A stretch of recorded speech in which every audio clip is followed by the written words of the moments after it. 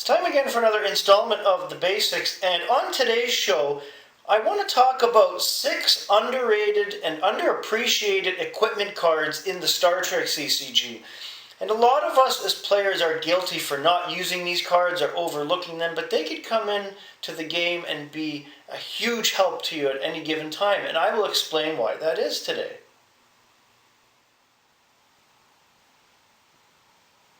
Now, most of us, when we're building decks for the Star Trek CCG, no matter the affiliation that we're using, we're always trying to find equipment that has the right fit in the game. And a lot of us choose weapons before we do anything else. We don't think about items like pads and kits and even holographic equipment. So I'm going to take you through some underappreciated equipment cards that you might want to put in a future deck. The first one being the venerable tricorder. Now, let's face it, most of us have looked at this. It's the most common of common cards. I don't use a whole lot of tricorders in my deck. They're not set up for that, but especially if you're using a Q's tent where you can get a couple of these into your hand quickly, the tricorder gives all of your engineer classification personnel the extra skill of science where present. That could help you in a lot of missions or situations with dilemmas. We don't often think about this. We just look at the tricorder and go, it's a tricorder. Same with the engineering tricorder. Gives all of your medical classification personnel the extra skill of engineer where present.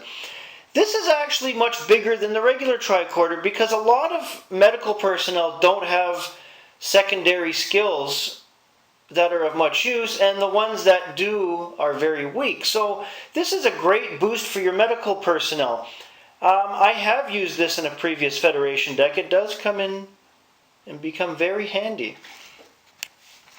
The antimatter pod may be left at any space mission. Damages next ship to stop here without 3 navigation aboard.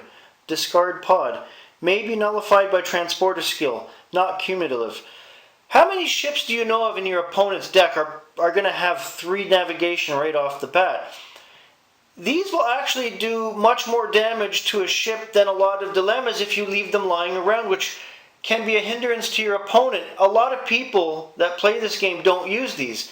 I used them when they first came out because I found them a lot more interesting and easier to use than having to wait for some dilemmas.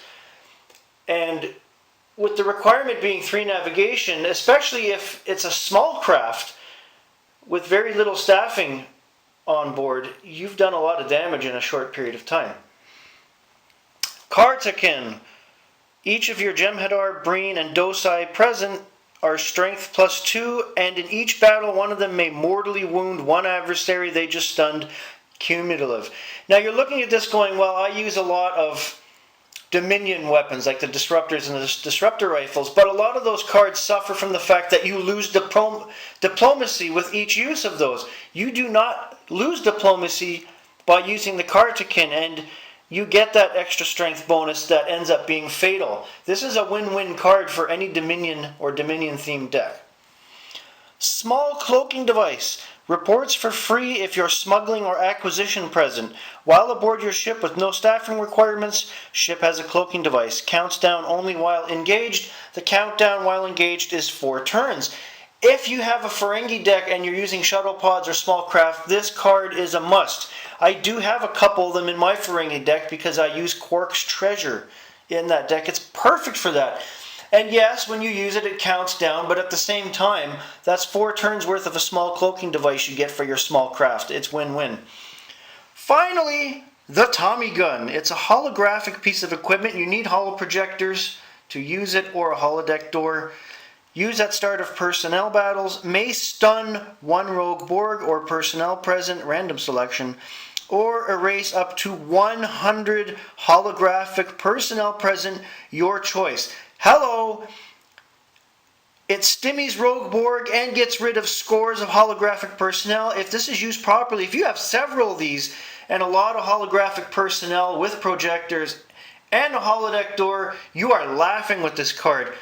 This card gets overlooked so often in holographic themed decks, and I do not understand why you want that card in your deck. Enough said.